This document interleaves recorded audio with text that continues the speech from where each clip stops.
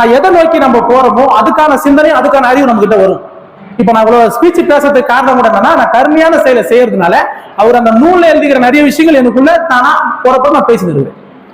இப்ப எல்லா ஜட பொருளுக்கெல்லாம் நான் உயிர் இருக்குதுன்றேன். இப்ப அது உயிர் இருக்குதுன்னு எப்படி நான் உயிரை நம்ப முடியும்? அது நவருவே இல்லையே. ஒரே விஷயம் தான், அது பெருசாகல, அது குட்டி போடல. இதுதான் நம்மளோட ஒரே எண்ணம். மற்றபடி கூட சிந்திச்சு பாருங்க, நம்ம அந்த ஜட பொருள் உயிர் இருக்குமானா நம்ம சிந்தனை இந்த அளவு தான் இருக்குது. அது பெருசாகல, அது குட்டி போடல, அதனால அதுக்கு உயிர் கிடையாது. உண்மைதானே? ஆனா அதே உயிர் உள்ள நபர் நம்ம கிட்ட என்னென்ன இருக்குது? நம்ம கிட்ட உருவம் இருக்குது, நம்ம பயன்படுறோம். உண்மைதானே? நம்ம கிட்ட உருவம் இருக்குது, நம்ம பயன்படுறோம். நம்ம பாத்தீங்கன்னா ரொம்ப அழகா இருக்கிறோம் நம்ம நினைக்கிறோம். நம்மளுக்குள்ள ஒரு வலிமை இருக்குது, நம்ம கிட்ட ஒரு சத்தம் இருக்குது இல்ல. இது ஒரு நாள் இறந்து போவோமானா இறந்து போவோம். இப்ப நம்ம ஒரு ஜட பொருளுக்குள்ள உருவம் இருக்குது, அதுக்குள்ள ஒரு அழகு இருக்குது, அது பயன்படுது, அது இறந்து போவோமானா ஆமா அப்படின்னு நீங்களும் சொல்லுவீங்க. அது ஒரு சத்தம் கேட்கும். இந்த பிளாஸ்டிக்ல ஒரு சத்தம் வரும், பாத்திருக்கீங்களா? அந்த பிளாஸ்டிக் சத்தத்தை வேற எதுல கொடுக்க முடியாது, அதுக்குள்ள சத்தம் வரும் வெளியே. அப்ப அதுக்குள்ள ஒரு சத்தம் இருக்குது. இப்ப என்ன சொன்ன, லைட்டுன்னு ஒரு விஷயம் இருக்குது, சவுண்டுன்னு ஒரு விஷயம் இருக்குது. அது நம்ம உடம்புக்குள்ள இருக்குது. அதே சத்தம் அதுக்குள்ள இருக்குது. அதே போல அதுக்கு ஒரு உருவம் இருக்குது நம்மளுக்கு. அதே போல உருவம் அதுக்குள்ள இருக்குது. இப்ப அது பயன்படுது, நம்மளும் பயன்படுறோம். அதே போல அது ஒரு நாள் இறந்து போவோமா, நம்மளும் ஒரு நாள் இறந்து போவோம். உண்மைதானே? இது எல்லா விஷயமும் ஒரு ஜட பொருளுக்குள்ள நடக்குது. அதே விஷயம் நம்மளுக்குள்ளே நடக்குது. அது பயன்படுது, அது உருவமா இருக்குது, ஒரு நாள் இறந்தும் போவோம். அதுக்குள்ள இந்த சத்தமும் வரும், அதுக்குள்ள நேரமும் இருக்குது. தெரியுமா? ஜட பொருளுக்குள்ள நேரம் இருக்குது, இருக்குதா இல்லையா? ஜட பொருளுக்குள்ள நேரம் இருக்குது. எந்த ஒரு பொருளை தயாரிச்சாலும் தயாரிச்சு சொல்லுவான், இது இவ்வளவு நேரம் தான் இருக்கும், அதுக்கு இருக்காதுன்னுவான். பாத்திருக்கீங்களா? அப்ப நேரம்ன்றது என்ன? அந்த பொருளுக்குள்ள இருக்குது. அது எவ்வளவு நாள் இங்க இருக்குமோ அதுதான் அதோட நேரம். அது எவ்வளவு நாள் இங்க உயிரோட இருக்கும் அவன் வச்சிருப்பான். இந்த நாளுக்கு அப்புறம் இருக்காது பாக்குவான். கரெக்டா அவன் சொல்லி முடிஞ்சு போய் ஒரு மாசம் பிஃபோர்ல உடஞ்சிடும். எதனாயிடும்? ஏன்னா அதோட நேரம் முடிக்கப்பட்டுச்சு. அதே தான் நம்மளுக்கும் ஒரு நேரம் இருக்கும். அந்த நேரம் இந்த நாள் வந்தா நீ முடிக்கப்பட்டுடுவ. அப்ப எல்லாமே ஒத்து போகுது பாருங்க. இவ்வளவு விஷயம் ஒத்து போகுது. அந்த பொருளுக்குள்ள நீ சொல்ற அந்த உயிர்ன்ற ஒரு பொருள். ஏன் அந்த உயிர் நான் மென்ஷன் பண்றேன்னா, உயிர்ன்ற ஒரு விஷயத்துக்கு தான் இங்க முக்கியத்துவம் அதிகம். உயிர்ன்றதுதான் அனைத்துமே பொதுவா இருக்கிற ஒரு பொருள். அந்த பொதுவான பொருளை நீங்க என்ன பண்ணிட்டீங்கன்னா, மனிதனுக்கு உயிர், ஜீவராசிக்கு உயிர், மரஞ்செடிக்கு உயிர், இந்த 3 விஷயத்தை மட்டும் வச்சுக்கிறீங்க. மற்றதுக்கு உயிர் இல்லை நம்ம நினைச்சுன்னு வரும். நீங்க பொதுவான ஒண்ணு ஆக்குனீங்கன்னா தான் நம்மளுக்குள்ள அந்த அன்புன்ற தன்மை கூடும். எல்லாத்தையும் அரவணைக்க முடியும். இப்ப நீங்க எல்லாத்தையுமே இப்ப ஜட பொருளுக்கு உயிர் இருக்குது, இப்ப இந்த பொருளுக்கு உயிர் இருக்குது, நான் சொல்லிட்டு இந்த மாதிரிலாம் இருக்குது பாத்து. இப்ப அது பாத்தீங்கன்னா உருவம் இருக்குது, வலிமை இருக்குது, அதுல சத்தம் வருது, அது ஒரு நாள் இறந்து போவோம்னா கட்டாயம் இறந்து போவோம். இது எல்லாத்தையும் நீங்க சொல்றீங்க. ஆனா அது உயிர் இருக்குதுன்னு மட்டும் ஏத்துக்க மாட்டோம். நீ உயிர் இருக்குதுன்னு ஏத்துக்கணும் அப்படின்னா உனக்கு ஒண்ணு அது உங்களோட விழிப்பு தன்மை அதிகமாகும். உண்மைதானே? உங்களோட இப்போ நான் கூட பேசின ஒரு லைட் மின்னி மறையுது. இப்ப நான் லைவா பாக்குறேன். இங்க லைட் பார்ட்டி இருக்குதுன்னா இங்க மொத்தம் லைட் பார்ட்டி தான் இருக்குது. அந்த லைட் பார்ட்டில கண்ணால் லைவா பார்க்க முடியும் நம்மளால. ஏன்னா நம்ம ஒரு பெரிய கருவி, இந்த கருவிலேயே மூலமான கருவி. நீங்க என்ன ஹையஸ்டான ஒரு அறிவில் எவ்வளவு லாங்க போயிருந்தாலும் அந்த விஷயத்தை உருவாக்கி கண்டுபிடிச்சது ஒரு மனுஷன் தான். உண்மைதானே? என்ன ஒரு அறிவில் என்னத்தை கண்டுபிடிச்சு நம்ம சொன்னாலும் அதை பண்ணது ஒரு மனிதன் தான். உண்மைதானே? அப்ப அதை கண்டுபிடிக்கிறதுக்கு மூலமான இந்த கருவியோட தன்மை எப்படி இருக்கும்? ஆனா நம்ம யாரும் அதை பிரம்மாண்டமா பார்க்கல. கண்டுபிடிப்பதான் பிரம்மாண்டமா பாக்குறீங்க, கண்டுபிடிச்ச நபரை பிரம்மாண்டமா பார்க்க தெரியல. ஆக மொத்தம் நம்ம பிரம்மாண்டமா பாக்குறதுக்கான தன்மையை குறைக்கிறோம். நம்ம உருவாக்கின பொருளுக்கு பிரம்மாண்டத்தை பார்க்கணும். இங்கதான் நம்மளோட பிரச்சனை ஸ்டார்ட் ஆகும். நம்ம எப்பவுமே நம்ம தன்மை சிறப்புன்னு நீங்க எவ்வளவு டீப்பா போறீங்களோ, ஏன்னா நம்மள மீறி இங்க ஒண்ணுமே இல்லை. இப்போ இந்த மைக்குக்கு இந்த தன்மை நான் சொல்லிட்டேன். நம்மளுக்கு அனைத்துக்கும் மீறிய தன்மை நம்ம உடம்புல இருக்குது. நம்மளே ஒரு பெரிய கருவியா இருக்கும். இப்ப நான் அந்த அறிவு கொண்டு அந்த அறிவு நம்மளுக்கு வரணும். நான் கருணைன்ற ஒரு சாதனைக்குள்ள போனோன்னு, இப்ப அந்த கருணைன்ற சாதனைக்குள்ள போகும்போது இந்த அறிவு புறப்படுது. இப்ப அந்த அறிவு புறப்படுது எல்லா பொருளுக்குள்ளயும் உயிர் இருக்குதுப்பா அப்படின்னு நான் சொல்றேன். இப்ப அந்த உயிர் இருக்குது நான் பார்த்ததுனால நம்மளுக்கு கிடைக்கிற ஒரு மிகப்பெரிய நன்மை, நம்ம கிட்ட விழிப்பு அதிகமாகும், நம்மளோட அன்பு கூடும். நீ எப்பவுமே அன்பா இருக்கிற சூழல் உருவாகி இதுக்கோசம் நீ இதை இப்படி எடுத்து அணுகுன அப்படின்னா, நான் சொன்னது 100% உண்மை. நான் சொன்ன மாதிரி நீங்க அணுக ட்ரை பண்ணி நீங்க அந்த ஃபாலோ பண்ணிட்டீங்கன்னா ஆட்டோமேட்டிக்கா இந்த உணர்வும் இந்த விழிப்பும் நீ யாருன்ற புரிதலும் உன் அன்பு கூடக்கூடிய தன்மையும் ரெட்டிப்பாவதை நீங்க 100% உணரலாம். ஆனா நீங்க இதை செய்யும் போது தான் அதை உணர முடியும். ஏன்னா நம்ம கிட்ட ஜட பொருள் இல்லாம நம்ம நாள் ஒரு நாள் தான் மூவ் ஆகாது. ஜடத்தோட தன்மையில தான் நம்மளோட வாழ்க்கையை மூவட்டே ஜடம் தான். தெரியுமா? நம்மள மூவ் பண்றது ஜடம் தான் மூவ் பண்ணுது. உண்மைதானே? நீங்க என்னதான் எல்லாம் பேசி என் தலையாட்டி கண்ணல என்ன பார்த்து எல்லாம் பண்ணாலும் இது எல்லாத்தையும் காட்டு ஜடம் தான் காட்டுச்சு. ஜடம் தானே காட்டுது. இந்த உடல் என்பது ஜடம். இந்த உடலுக்குள்ள ஒரு ஏக்கம்ன்றதுதான் நீங்க சொல்ற ஆற்றல். அணு, காத்து, கண்ணுக்கு தெரியாத பொருள் உணர்வு, இப்படிலாம் சொல்லலாம். ஆனா இந்த எல்லா பொருளும் உங்களுக்கு ரெப்ரசன்ட் பண்றது எது பண்ணுச்சுன்னா ஜடம் தான் பண்ணுச்சு. உண்மைதானே? அப்ப அந்த ஜடத்துக்கு ஏன் நம்ம ரெஸ்பான்ஸ் கொடுக்க மாட்டோம்? ஏன்னா இப்ப நீ எப்படி ஒரு ஜட பொருளுக்கு நீ ரெஸ்பான்ஸ கொடுக்கலையோ அதே போல உன் உடலுக்கு நீ ரெஸ்பான்ஸ் கொடுக்கல. ஆனா நீங்க எல்லாம் குத்த நினைச்சிருக்கிறீங்க, இங்கதான் நம்மளோட மைனஸ் பாயிண்ட். இது ஜடம், இந்த ஜடத்துக்கு நீங்க ரெஸ்பான்ஸே கொடுக்கல. ஆனா நான் குத்துறேன், நீங்க என்ன நினைச்சிருக்கோம்? குத்தல என்ன அர்த்தம்னா நம்ம காலைல என்ன குளிக்கிறது, பல்லு தேய்க்கிறது, சாப்பிடுறது, ஆட போறது, இப்படி நினைச்சிருக்கிறோம் நம்ம. இது கிடையாது அதோட ரெஸ்பான்சிபிலிட்டி. இது என்னன்னு கேட்டீங்கன்னா இது பழக்க தோஷமா, இது நல்லது, இப்படி செஞ்சாதான் ஒழுக்கம், இதுதான் இப்படிதான் இருக்கணும், 4 பேர் மத்தியில இப்படிதான் இருக்கணும் அப்படின்னு செஞ்ச ஒரு விஷயம் தானே தவிர ஆக மொத்தல இந்த பொருளோட முழு தன்மையை தெரிய ஒட்டாத செய்யக்கூடிய செயல் தான் இது. டை அடிக்கிறது, மேக்கப் போடுறது, ட்ரெஸ் போடுறது, விதவிதமா நம்ம இதெல்லாம் பண்றது என்னன்னா இந்த உடலோட தன்மையை நம்ம மறந்து போறோம். இந்த உடல்னா என்னன்னே புரியாத போறோம். உண்மைதானே? இந்த ஜடத்தோட முக்கியத்துவத்தை யாரும் அறியல. காரணம் நீ வெளியே இருக்கிற ஜடத்தோட முக்கியத்துவத்தை அறியல. நீ அதை அறிவேன்னா இந்த ஜடன்றது தான் உனக்கு புரிஞ்சிருக்கு. நீ இப்ப இந்த உடலோடு இருக்கும் போது சொல்லுவேன், இந்த உடல் வேறு, நான் வேறு. இந்த உடலுக்குள்ள நான் இருக்கிறேன், இருந்து இந்த உடலை வச்சு நான் இங்க அனைத்தையும் ஆய்வு பண்றேன் நீங்க எல்லாரும் சொல்லலாம். இது முடியும்னு 100% முடியும். எனக்கு தெரியுது இது எல்லாமே, நான் அப்படிதான் பண்ணிட்டு இருக்கேன்னு தெரியுது. இந்த உடலுக்குள்ள இருந்து நான் ஏங்குறேன்ப்பா, நான் இந்த உடலை கொண்டு எல்லாத்தையும் நான் பாக்குறேன்ப்பா, இந்த உடலை கொண்டு நான் சிந்திக்கிறேன்ப்பா, இந்த உடலை கொண்டு நான் அனைத்தையும் புரிஞ்சுக்கிறேன்ப்பா, எதுக்கு இந்த உடல் உதவுதப்பா, இந்த உடலே எனக்கு கருவியா இருக்குதப்பான்னு எனக்கு தெரியுது. எனக்கு எப்படி இது தெரியுது? ஏன்னா அந்த ஜடத்தோட கனெக்ட் பண்ணும் போது அந்த ஜடத்துக்கு உணர்வு நான் புரிஞ்சுட்டேன், அந்த ஜடத்துக்குள்ள எல்லாமே நான் அறிஞ்சிட்டேன். இப்ப இங்க எல்லாரும் பாருங்க, நீக்கமர நிறைஞ்சிருப்பான் இறைவன் எல்லாரும் சொல்றாங்க. ஆனா அந்த வார்த்தையை சொல்லிட்டு கூட நம்ம திருப்பியும் இங்கதான் இறைவன் இருப்பார், இங்கதான் கடவுள் இருப்பார், இவர் தான் கடவுள் சொல்றோமா? அந்த வார்த்தைக்கு இந்த வார்த்தைக்கு என்ன அர்த்தம்? அந்த வார்த்தை சொன்னதப்ப வேற எந்த வார்த்தையும் சொல்லக்கூடாது, எல்லாத்தையும் நீ அப்படிதான் பார்க்கணும். ஏன்னா அந்த வார்த்தைக்கான ஒரு மூலமான அர்த்தம் இருக்குது. நீ அந்த வார்த்தை சொல்லிட்டா நீ எதையுமே ஏற்ற இறக்கமா பார்க்கணும்னு அவசியமே இல்லைன்னு அர்த்தம். நம்ம மீண்டும் பார்க்கறோம்னா ஒரே விஷயம் தான், பழகி போயிட்டோம், மாத்திக்க முடியல. மீறி நான் மாத்திக்கணும்னு ஆசைப்பட்டாலும் கூட 4 பேர் ஒத்துக்க மாட்டான், என்னால ஒண்ணும் பண்ண முடியல. இதுதான் பிரச்சனை. அதனாலதான் நம்ம அதுக்குள்ள போக நம்ம கருணைன்ற ஒரு செயலுக்குள்ள நீ போயிட்டேன்னா உனக்குன்னு தனியா ஒரு பாதை உருவாகும், உனக்குன்னு ஒரு சூழல் உருவாகும். ஆட்டோமேட்டிக்கா உன் சிந்தனை உன் பேச்சை கேட்கறதுக்கு 4 பேர் வருவாங்க. அன்னைக்கு நீ என்ன நிறுவுது அது நிறுவ முடியும். புரியுது சொல்றது? அது வரைக்கும் அதுக்கு முடியாது. இப்ப ஜட பொருளுக்குள்ள நான் உயிர் இருக்குதுன்னு சொன்னேன். இப்ப ஜட பொருளுக்கு உயிர் இருக்கும் போது இது ஜடனே நம்மளால அறிய முடியும். இப்ப நம்ம கிட்ட பாருங்க எந்த அளவுக்கு நம்ம பிரிவினையை வச்சுருக்கிறோம்னா இங்க விக்கஸ்டா வச்சுருக்கிறோம் பிரிவினையை. ஆனா கேட்டா நான் இல்ல, நான் ஒருமையில இருக்கிறேன். நம்ம எல்லாருக்கும் ஒருமையில தானே இருக்கிறோம். ஆமா தானே சொல்லுவோம் எல்லாருமே. இந்த உடலிலேயே இந்த உடலை என்ன சொல்ல, இந்த உடலை இந்த ஜடத்தை நம்ம முழுமையா ஆய்வு பண்ணல, ஆராய்ச்சி பண்ணல, இதுக்கு முக்கியத்துவத்தை நம்ம கொடுக்கல. கொடுக்காதனாலதான் நம்ம ஒன்னு லெப்ட் ஒன்னு ரைட்டு, ஒண்ணுக்கு பேர் என்ன அர்த்தம்னா ஒன்னு பேர் ரைட்டு ஒன்னு பேர் ராங்கு. உண்மையா இல்லையா? லெப்டுக்கு பேர் ராங்கு, ரைட்டுக்கு பேர் தான் ரைட்டு. ஆக மொத்தம் ரைட்டுன்னா சரி, லெப்ட்னா தப்புன்னு அர்த்தம். இதை யார் சொல்றோம்? நம்ம சொல்றோம். எதுல சொல்றோம்? நம்ம உடல்லயே சொல்றோம். லெப்ட் கை எதுவும் யூஸ் பண்ணாத, லெப்ட் கையில பொருள் கொடுக்காத சொல்றோமா? ஏன் இந்த வார்த்தையை சொல்றோம்? என்ன காரணம்? ரெண்டுமே கைதான், ரெண்டுமே இந்த உடல்ல இருக்கிற ஒரு பொருள் தான். இந்த அங்கத்தை எப்படி ஒன்னு உயர்வா ஒன்னு தாழ்வா எப்படி பிரிச்சுட்டே? நீ பிரிவினை எங்க வச்சுருக்கிறோம்? நம்ம உடலிலேயே வச்சுருக்கிறோம் நம்ம பிரிவினை. ஆனா நம்ம ஒருமையை பத்தி அன்பை பத்தி நம்ம பேசுறோம், வரோம், எல்லாம் சொல்றோம். ஏன்னா இது இப்ப இல்ல, ஆதில இருந்தே இது மாறிய ஒரு விஷயம். இந்த ஆதில இருந்தே மாறின விஷயத்த அவர் மாற்றணும்ன்றது ஒரே காரணத்துக்கோசம் தான். நீ வேற எதுக்குள்ளயும் போவாத, நீ இதுக்குள்ள மட்டும் போ. நீ வேற எதுக்குள்ள போனாலும் உனக்கு அனுபவம் கிடைக்கும், சந்தோஷம் கிடைக்கும், மகிழ்ச்சி கிடைக்கும், பெரிய செல்வம் கிடைக்கும், உன்னை பாராட்டக்கூடிய மக்கள் வருவாங்க. ஆனா முழுமையான தன்மைக்குள்ள நீ போய் இங்க எல்லாத்துக்குமே முழுமையான தன்மையை நீ கொடுப்பியானா உன்னால கொடுக்க முடியாதுப்பா, அது கஷ்டமா இருக்கும். அந்த ஒரு காரணத்துக்கோசம் நான் சொல்றேன், வேற எதுக்குள்ளயும் போக தேவையில்ல. நீ எதுக்குள்ள போனா அது குறையெல்லாம் கிடையாது. அதாவது ஒரு காலகட்டத்துக்கு ஏற்பட்ட ஒரு பாதைகள், ஒரு பயணங்கள். நம்ம இதெல்லாம் முடிச்சு தாண்டி போயின்னு இருக்கிறோம். இப்ப திருப்பி நீங்க பழசுக்குள்ள போகாத, புதியதுக்குள்ள போ, சீக்கிரம் மாற்றத்தை பண்ணுங்க. ஏன்னா இங்க ஒரு உயிரோட வலி சொல்லில் அடங்காது, வார்த்தையால சொல்லி முடியாது. ஏன்னா வலி வரும்போது இங்க எல்லாருக்கும் தெரியும். இப்ப நம்ம எல்லாம் எதுவுமே நம்மளுக்கு வலியே வராத மாதிரி என்ன இருக்கு நம்ம எல்லாருக்கிட்டையும்? இதே வலிச்சதுல கூட தோணும் வலி, அதெல்லாம் வந்து அப்படின்னு சொல்லுவோம். ஆனா ஒரு வலி வந்தா எதை பத்தியும் பேச முடியாது, கப்பு சிப்புன்னு கம்முன்னு 4 ரூம் 4 செவத்துக்குள்ள இருக்கும். அப்ப அந்த வலி வரும்போது சிந்திக்கணும், இந்த வலி வந்தா ஏன் என்னால தாங்க முடியல? உண்மைதானே? இது ஏன் நம்ம சிந்திக்கணும்? நம்ம சிந்திக்க மாட்டோம். கேட்டா நோய் வருங்க, இந்த மாதிரி சொல்றது. இந்த வயசான இந்த மாதிரி ஆகுங்க, வயசானா முட்டி வலிக்கும், 60 வயசான முடியெல்லாம் நினைச்சு போவோம், 75 வயசானா நான் இறந்து போவாங்க. இதெல்லாம் கமெண்ட் நம்மளுக்குள்ள அப்படியே ஜெராக்ஸ் ஆன மாதிரி ஆகிப்போச்சு. அந்த அளவுக்கு பழக்கப்பதிவு ரொம்ப ஆயிடுச்சு நம்மகிட்ட. அதனால நம்ம அதெல்லாம் மாத்திக்கிறதுக்கு முடியல. நம்ம அதெல்லாம் முடியுமானா சாத்தியம் இல்லை.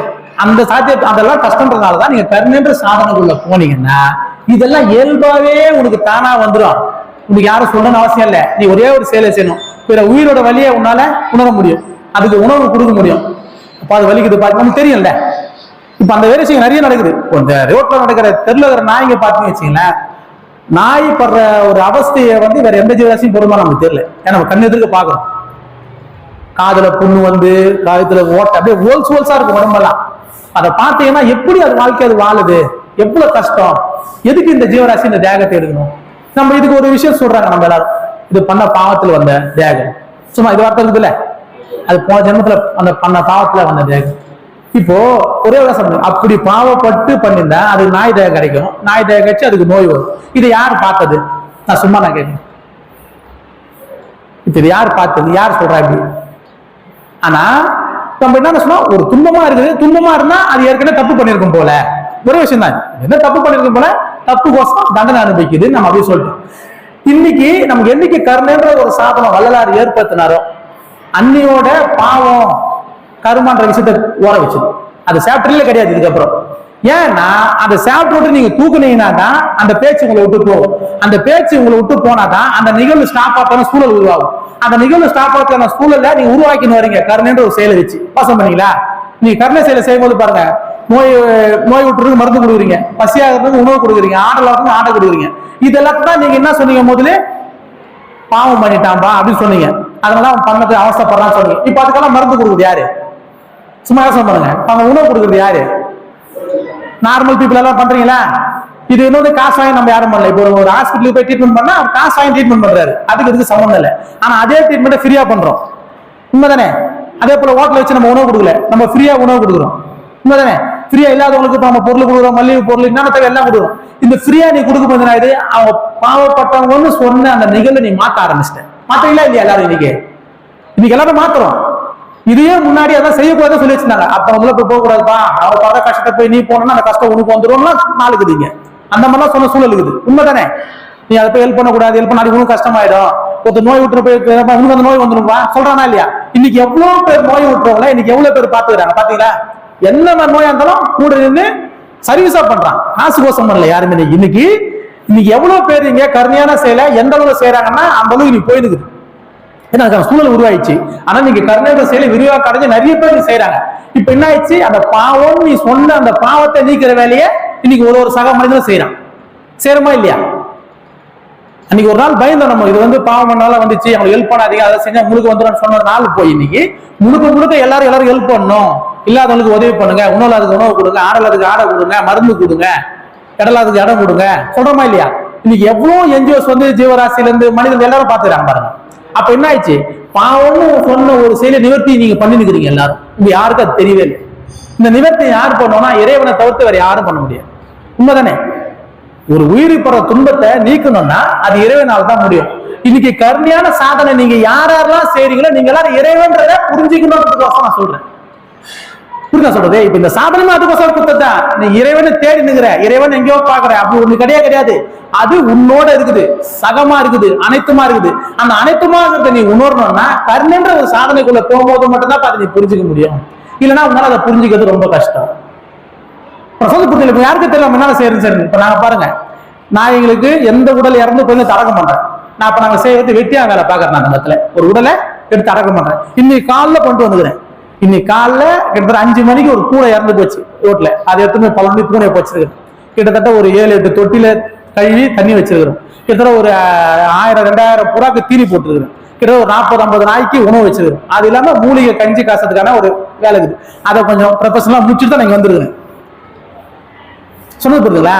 இப்போ இவ்வளவு செயலை நம்ம செய்யும் போது இப்ப அதோட அனுபவம் பாருங்க. அந்த பூனை எத்தனை புதைக்கும் போது அந்த பூனை இறந்து போன பூனை எப்படி இருக்கும் தெரியல? என்ன ஸ்மெல் அடிக்கும் தெரியுமா? கிட்ட போய் தூக்க முடியுமா? ஆனா அதெல்லாத்தையும் நாங்க செய்வோம் ரொம்ப ஈஸியா, எந்த ஒரு இதுவுமே இல்லாம. அதை ஒரு உயிராகவும் அது ஒரு ஆற்றலாகவும் அப்படி நம்மளால பார்க்க முடியும். அப்ப அதுல இருந்து வர ஸ்மெல்லோ அதுல இருந்து ஏற்படுற அந்த நிகழ்வு உங்களுக்கு பெருசா எந்த ஒரு பாதிப்பும் கொடுக்காது. இப்ப நாங்க அதை எடுத்து அதை அடக்கம் பண்றேன். இப்ப அடக்கம் பண்ணும்போது நான் வெட்டியா தான் பாருங்க. இப்ப அதே ஒரு நாய்களுக்கு நான் மருந்து கொடுக்குறேன். இப்ப நான் வரும்போது இப்ப இங்க இருந்து வந்தேன் பாத்தீங்களா? இப்ப எங்கன்னா திருவூர்ல இருந்து வரேன். 1 வரும்போது காலைல ஒரு 10-15 பேர் பிஸ்கெட் எடுத்து வந்தேன். வரும்போது நாய்களுக்கு உடம்பு முடி கொட்டி போனா மாத்திரை, அது வைக்கிறது பால் கத்தணும். நான் வரும்போது இப்போ 4 நாய்க்கு நான் மாத்திரை வச்சு வந்துருக்கிறேன். கிட்டத்தட்ட ஒரு 5-6 நாய்க்கு பிஸ்கெட் போட்டு அங்கேருந்து இங்கே வந்துக்கிறேன். ட்ரெயினில் வரும்போது இப்போ இங்கே இறங்கும் போது கூட அந்த முறையில போட்டு தான் வந்தேன். ஒரு நாய்க்கு நான் மாத்திரை வச்சு தான் வந்துருக்கிறேன். ஏன்னா இதுல ஊறி போயிட்டோம். நம்ம அந்த செயலை அதுக்கு அவஸ்தைப்படுறது நம்மளுக்கு தெரியுது. இப்போ அதுவே நம்ம வீட்டுக்கு குழந்தை விட்டு வந்துருவோமா? செய்ய மாட்டோம். நீங்க அந்த அளவுக்கு ஊறி போகும்போது மட்டும்தான் அதை நம்மளால புரிஞ்சுக்க முடியும். இப்போ அந்த நாய்க்கு நான் உணவு கொடுக்கும்போது அவர் மருத்துவனா மாறுறேனா? இப்போ அதுக்கு நான் உணவு கொடுக்கும்போது நான் தாயா மாறுறேனா? இப்போ நம்ம ஒரு செயலை நம்ம செய்யும் போது பாருங்க, நம்ம இங்க நம்ம எத்தனை விதமா இந்த இடத்த நம்ம பரிமாணமா பிரிச்சு வச்சிருக்கிறோம். உணவுக்குன்னு ஒண்ணு, உடைக்குன்னு ஒண்ணு, வீடுக்குன்னு ஒண்ணு, மருத்துவத்துக்கு இது இத்தனை பரிமாணமா நம்ம இந்த இடத்துல ஒரு பரிமாணத்தை பிரிச்சு வச்சிருக்கோம். இந்த பரிமாணத்தை ஃபில் பண்றது கருணைக்குள்ள போகும்போது பண்ணிடலாம். ஒரே நபரு வெட்டியானவா மாறலாம், டாக்டரா மாறலாம், சமையல்காரலா மாறலாம், அம்மாவா மாறலாம், இவ்வளவும் மாறலாம். அவர் யாரா மாறுவார்? அவரு யாரா இருக்க முடியும்? இறைவனா தான் இருக்க முடியும். இப்ப அந்த இறைவனா இருக்கிறன்ற நீங்க உணர்வு எல்லாரும் உணரணும்பான்றது ஒரே காரணம் தான். அவரு கருணைன்ற ஒரு சாதனையுமே நீங்க செய்யுங்க, வேற எதுக்குள்ளேயும் போவாதீங்க. ஏன்னா நீ இறைவன்ற ஒரு அர்த்தம் புரியல. உன் இருப்பை நீ உணரு. உன் இருப்பை நீ உணர்ந்தா அனைத்து இருப்புன்றதை நீ உணரலாம். நீ அனைத்து இருப்புன்னு உணர்ந்துட்டனா ஒருமை குணம் வருங்க. அந்த ஒருமை குணத்தோட மூலம் தான் நீ எது முடிவு, எது பிரம்மாண்டம், இங்க யாராருக்கு என்னென்னலாம் நீங்க மீன் பண்றீங்களோ அதை லைவா பார்க்கலாம். உண்மையிலே நீ எதெல்லாம் பார்க்கணும்னு ஆசைப்படுறியோ அதை உன் கண் கொண்டு நேராக பார்க்க முடியும். ஏன்னா அந்த மூலத்துக்குமான மூலமே நீதான். உன்கிட்ட இந்த பக்குவம் வந்துச்சுன்னா நீ எதெல்லாம் ஆசைப்படுறியோ அந்த ஆசை உன் கண் எதிர்க்க தோன்றும். அது தோன்றதுக்கு காரணமே நீதான். ஏன்னா அந்த தகுதி உனக்குள்ள வந்தாச்சு. நீ எதை பார்க்கணும்னு ஆசைப்பட்ட உன் கண் எதிர்க்க தோன்றி மறையும். நீ சாத்தியமான சாத்தியம். என்ன சொன்னேன்? இந்த இடத்துல கிரியேஷனும் நீதான், கிரியேட்டரும் நீதான். அப்படி இருக்கும் போது நீங்க இன்னைக்கு ரீசனா ஒரு லைவ்ல ஒரு விஷயம் நடக்குது. என்ன நடக்குதுன்னா, கர்மன்ற ஒரு சாதனத்தை நம்ம டீப்பா செய்யும் போது, இது வரைக்கும் நீங்க கடவுள் ஒப்புருக்கிறார், கடவுள் எல்லாரும் தேடுறோம்ல, அந்த தேடுதலே இல்லாம போயிருந்தீங்க. முழுமையா அதுதான் இருக்குதுன்ற உணர்வு உங்ககிட்ட வரும்போது இங்க பெரிய முடிவு வரும். அது நடக்கணும்னு நடக்கும். அதை நடக்கணும்ன்ற சூழல் நீ உருவாயிடுச்சு. இந்த உலக ஏக்கமே நின்று இங்க எல்லாரும் நித்தியமான பேர்மை நிலையை எட்டிய ஆகணுன்ற நாள் வந்துச்சு. அதுக்கான சூழல் உருவாயிடுச்சு, அதுக்கான சாதனை உருவாயிடுச்சு. அந்த சாதனத்தை நம்ம செய்யும் போது இந்த அனுபவம் கட்டாயம் வரும். நான் சொல்லுவேன், இந்த உலக ஏக்கமே நிக்கணும்னு சொல்லுவேன். நான் யாரால ஏத்துக்க முடியாத இந்த வார்த்தைய? ஏன்னு கேட்டீங்கன்னா, உங்களை பொறுத்த உலகன்றது எவ்வளவு பெருசு, அதெல்லாம் அடக்க முடியுமான்னு என்னோட அறிவுக்கு நான் உணர்ந்து பார்த்ததுல மண் இருக்குது இல்ல, மண் துகள், அந்த மண் துகள்ல அந்த கோடி அடக்கமா வைக்க முடியுமா? வைக்க முடியும். இதை லைவா நான் உணர்ந்து இருக்கிறேன், நான் பார்த்து இருக்கிறேன். இது சாத்தியப்படும். உங்க எல்லாம் சொன்னா புரிஞ்சுக்க முடியுதா? நான் நார்மலா தானே இருக்கிறேன். இதுதான் நம்ம அந்த கருணைன்ற ஒரு சங்கவனுக்குள்ள நம்ம ஊன்றி போகும்போது நம்ம உணர்வு நுட்பமாகும், உணர்வு விரிவடையும். பிக்கஸ்டாவும் அதான் இருக்கும், சிறுசாவும் அதான் இருக்கும். உணர்வு நுட்பம்னா அதுக்கு பேர் சிறுசா இருக்கும். உணர்வு விரிவடையதுன்னா பெருசாகும். ஆனா ரெண்டுத்துக்கும் பேர் உணர்வு தான். உண்மை தானே? இப்ப நம்ம உணர்வு கொண்டு என்னால இப்படியும் பார்க்க முடியும், என்னால அப்படியும் பார்க்க முடியும். ஆனா உங்களால ஒரே மாதிரி தான் பார்க்க முடியும். எது எப்படி இருக்குதோ அதை அப்படியே தான் பார்த்துக்க முடியும். அதை மாதிரி உங்களால பார்க்கறதுக்கு முடியாது. காரணம் என்ன? இந்த உடலுன்ற இந்த கருவியை சரியா நம்ம பயன்படுத்தல. இப்ப இந்த உடல்ன்ற இந்த கருவிக்கு நம்ம உயிர்ன்ற தன்மை கொடு. உண்மைதானே? உயிர்ன்றது வேற, உடல்ன்றது வேற பிரிச்சு வச்சிட்டோம்ல. உண்மையா இல்லையா? உடல் வேற, உயிர் வேற பிரிச்சு வச்சிருக்கோம். யாரு பிரிச்சு வச்சு சொன்னாங்கள? நான் அதனால தான் சொல்லுவேன், உயிரை இங்க யாருனாலையும் பார்க்க முடியாது. உண்மைதானே? எல்லாரோட கண்ணு உயிரை யாருனாலையும் பார்க்க முடியாது அப்படின்னு வச்சுக்கிறீங்க. நான் என்ன சொல்றேன், நீ பார்க்கறது உயிர், நீ கேட்கறது உயிர், சரிங்களா? நீ தொடுறது உயிர், நீ ருசிக்கிறது உயிர், நீ எல்லாமே இங்க உயிரா இருக்குது. அது உனக்கு உன் உணர்வு மேலவங்காதனால இது எல்லாமே உயிர்ன்ற தன்மை. இப்ப நான் எத்தனை வாட்டி சொன்னாலும் உங்களால ஏத்துக்க முடியாது. இப்ப நான் சயின்டிஸ்ட் மாதிரி எல்லாம் நான் சொல்லுவேன், நீங்க தான் சொல்றீங்க, என்னால புரிஞ்சுக்க முடியல. நான் சயின்டிஸ்டா தான், சயின்டிஸ்ட் வேலை பார்த்துக்கிறாரு. அந்த வேலையை உங்க எல்லாரும் சயின்டிஸ்ட் ஆச்சு நான் சொல்றேன், நீங்க எல்லாரும் பண்ணி பாருங்க, அந்த அனுபவம் கிடைக்கும். இப்ப உங்களுக்கு என்ன ஒண்ணே ஒண்ணு வேணும், நான் சயின்டிஸ்டா படிக்கல, என்கிட்ட கருவி இல்லை, உங்களை மாதிரி உடல் தான் என்கிட்ட இருக்குது, நானும் உங்களை மாதிரி குடும்பத்து தான் இருக்கிறேன், ஜீவகாரண செயல் நான் சரி நீங்க எல்லாரும் செய்ய முடியும் தானே? எல்லாமே யூனிஃபார்ம் ஆயிடுச்சுல்ல, தடிச்சு நான் இல்லையே, அப்ப உங்க எல்லாருக்கும் சாத்தியம் தானே? இது 100% சாத்தியம் தான், உங்களுக்கு சந்தேகமே வேண்டாம். நான் செஞ்ச செயல் உங்க எல்லாராலும் செய்ய முடியும். ஆனா செய்யணும், செஞ்சா இந்த அனுபவம் கிடைக்கணும்னா 100% கிடைக்கும். அதுல எந்த சந்தேகமும் வேண்டாம்.